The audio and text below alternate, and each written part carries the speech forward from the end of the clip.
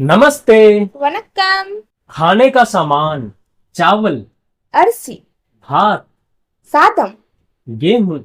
गोधुमे, चपाती, चपाती, पूरी, पूरी,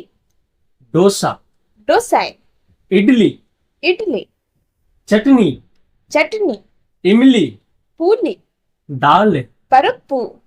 मिर्च, मिलगाय, काली मिर्च, मिलगू, दही, तैर, मट्ठा, मोर, दूध, पाल, मक्खन, वेण्णை, अंडा, मुट्टை, मांस, इறைச்சி, शहद, தென்னை, मुरब्बा, मुरप्पा, हल्दी, मंजल, सरसों, कடுகு, धनिया, मल्ली, मूंग दाल, पासी परप्पू, अरहर दाल, तुवरम परप्पू, उड़द, उलंद, तिल, एल, साबुदाना, जबरिसी, इलायची, एलक्काय, लौंग, कांबू या लवंगम, हींग, पेरुमकायम,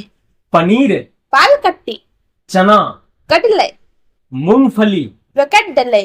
नमक, उप्पू, चीनी, सरक्करे, गुड़, वेल्लम,